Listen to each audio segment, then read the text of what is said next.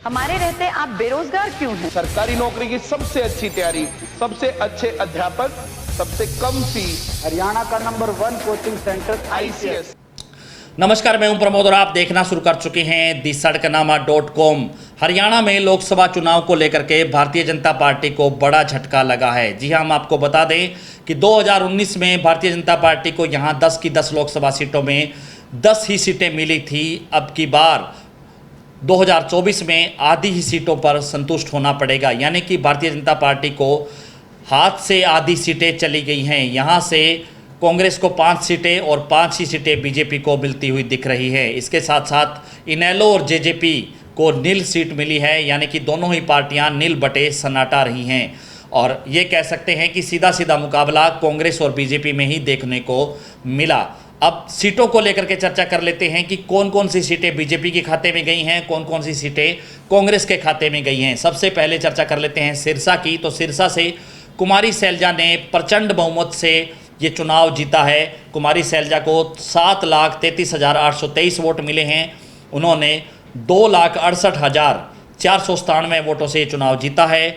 दूसरे नंबर पे डॉक्टर अशोक तंवर रहे हैं बीजेपी के, जिनको 4,65,326 वोट मिले हैं। यहाँ पर इनेलो के संदीप लोट को 92,453 वोट मिले हैं, यानी कि रमेश खटक जो जेजेपी है उनको 20,000 वोट मिले हैं। ये सीट है वो कांग्रेस के खाते में चली गई है। कुमारी सैलजा सिरसा से चुनाव जीत चुकी हैं। अगली सीट है हिसार की, जहाँ से कांग्रेस प्रत्याशी जयप्रकाश जेपी है, उन्होंने चुनाव जीत लिया है। ये अभी चर्चा चल रही है क्योंकि आंकड़ों के हिसाब से अब तक 11,53,188 वोटों की गिनती हो चुकी है, जिसमें से जयप्रकाश जेपी हैं वो 57,736 वोटों से आगे चल रहे हैं। यहाँ पर जयप्रकाश जेपी को 5,57,856 वोट मिले हैं और यहाँ पर रणजीत सिंह चौटाला को 5,01,20 वोट मिले हैं।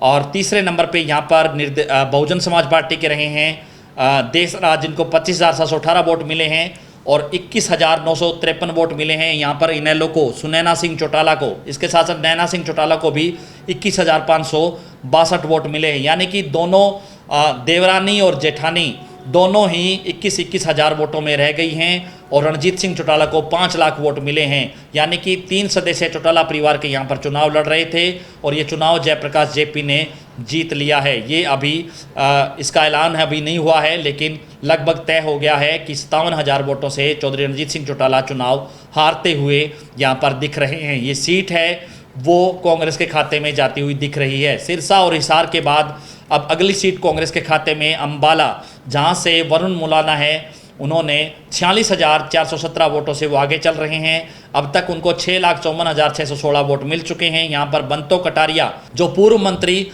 रतनलाल कटारिया उनकी धर्मपत्नी हैं, उनको 6,08,199 वोट मिले हैं और यहाँ से इनेलो को 8721 वोट मिले हैं और जेजेपी को यहाँ से करीब 6,000 वोट मिले हैं। ये सीट है कांग्रेस के खाते में चली गई है। हालांकि यहाँ से 2019 में चुनाव है वो कुमारी सैलजा ने लड़ा था, लेकिन अब यहाँ से वरुण मुलाना है, जो कि पूर्व में कांग्रेस के प्रदेश अध्यक्ष रहे फूलचंद मुलाना, उनके बेटे हैं वरुण मुलाना, और उन्होंने ये चुनाव लगभग जीत लिया है। ऐलान अभी नहीं हुआ है। इसके बाद जो अगली सीट है कांग्रेस के खाते में, उस सीट का हम चर्चा कर लेते हैं कि अगली सीट है सोनीपत की, जिसमें से सतपाल ब्रह्मचारी ने करीब 20,000 वोटों से ये चुनाव जीत लिया है। वो आगे चल रहे हैं, जिनको 5,45,698 वोट मिले हैं और मोहनलाल बड़ोली, जो कि बीजेपी के प्रत्याशी थे, उनको 5,24,987 वोट मिले हैं। यहाँ पर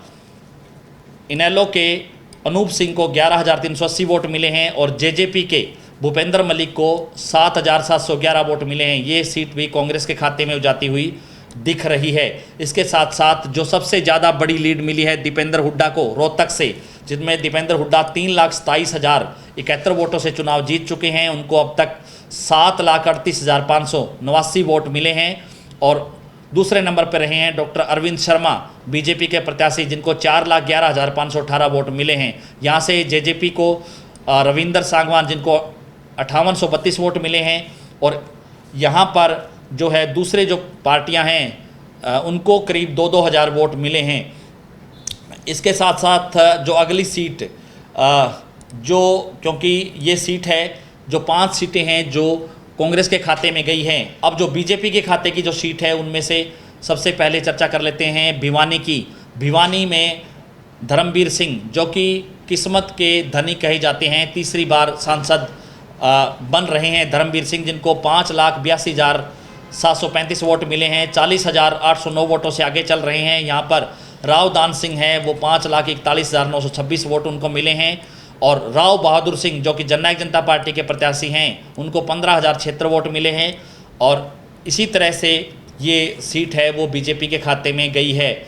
इसके बाद हम आपको चर्चा कर लेते हैं कुरुक्षेत्र की। कुरुक्षेत्र में काफ़ी टफ मुकाबला देखने को मिला। नवीन जिंदल ने चुनाव जीत लिया है करीब 32,000 वोटों से। नवीन जिंदल को 5,34,647 वोट मिले हैं, और सुशील गुप्ता जो कि आम आदमी पार्टी के प्रत्याशी थे, उनको 5,02,647 वोट मिले हैं। ये सीट है इंडिया गठबंधन के तहत आम आदमी पार्टी के खाते में चली गई थी, इसलिए सुशील गुप्ता यहाँ से चुनाव लड़ रहे थे। और यहाँ पर अभय सिंह चौटाला जो इनेलो के प्रधान महासचिव हैं, एलनाबाद से विधायक हैं, उनको 76,667 वोट यहाँ पर मिला है। हालांकि ये उम्मीद नहीं की जा रही थी, ये अंदाजे लगाए जा रहे थे कि अभय सिंह चौटाला को करीब 2 लाख वोट मिल सकते हैं, लेकिन काफ़ी नीचे अभय सिंह चौटाला है वो चले गए थे। 2019 में यहाँ से अर्जुन सिंह चौटाला ने चुनाव लड़ा था और करीब 60,000 प्लस वोट अर्जुन सिंह चौटाला को मिले थे। अभय सिंह चौटाला को 76,667 वोट यहाँ पे मिले हैं, और यहाँ पर जननायक जनता पार्टी के पालाराम सैनी को करीब 6,000 वोट मिले हैं। तो ये सीट भी बीजेपी के खाते में जाती हुई दिख रही है।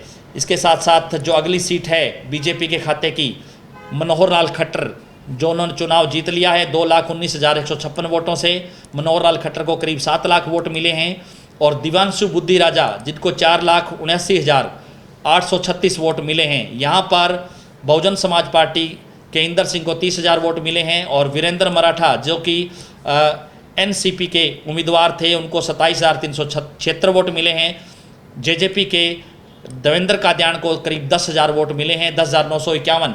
तो ये सीट है वो बीजेपी के खाते में जा रही है। इसके साथ साथ जो अगली सीट है गुरुग्राम की, राव इंद्रजीत सिंह जो चुनाव है वो जीत चुके हैं 76,177 वोटों से, और 7,77,110 वोट उनको मिले हैं। 7,09,933 वोट है वो राज बब्बर को मिले हैं जो कांग्रेस के प्रत्याशी थे। हम आपको बता दें कि यहाँ पर शुरुआती मुकाबले में ये लग रहा था कि राज बब्बर लगातार आगे जा रहे थे, लेकिन जैसे ही नूह मेवात के इलाके से अहीरवाल की तरफ मुड़ी ये सीट, तो राव इंद्रजीत सिंह को बड़े मार्जिन के साथ वापसी हुई, और ये सीट है राव इंद्रजीत सिंह ने जीत ली है। तीसरी बार राव इंद्रजीत सिंह हैं वो यहाँ से सांसद बन रहे हैं गुरुग्राम से। यहाँ पर राहुल यादव फैजलपुरिया जो सिंगर हैं जननायक जनता पार्टी के प्रत्याशी थे, जिनको 12,000 वोट मिले हैं, और यहाँ से इनेलो के सौरभ खान थे उम्मीदवार, जिनको 4,652 वोट यहाँ पर मिले हैं। इसके साथ साथ फरीदाबाद की बात करें तो फरीदाबाद से भी कृष्णपाल गुर्जर ने ये चुनाव जीत लिया है। 1,64,106 वोटों से जो चुनाव जीते हैं, और कृष्णपाल गुर्जर को 7,66,534 वोट मिले हैं। दूसरे नंबर पे महेंद्र प्रताप सिंह रहे हैं कांग्रेस के, जिनको 6,02,428 वोट मिले हैं। और इस सीट पर इनेलो के प्रत्याशी सुनील तेवतिया को 7,882 वोट मिले हैं, और नलिन हुड्डा जो कि जेजेपी के प्रत्याशी है उनको 5,230 वोट यहाँ पे मिलते हुए दिख रहे हैं। इसी तरह से क्योंकि ये सीटें हैं वो 5 सीटें बीजेपी के खाते में और 5 ही सीटें कांग्रेस के खाते में जाती हुई दिख रही है। हालांकि भारतीय जनता पार्टी को बड़ा झटका है वो हरियाणा में इस बार लगा है। तो ज़्यादा से ज़्यादा इस वीडियो को आप शेयर जरूर कर दीजिए। तमाम अलग अलग सीटों को लेकर के हमारा आंकलन लगातार जारी रहेगा। बहुत बहुत शुक्रिया।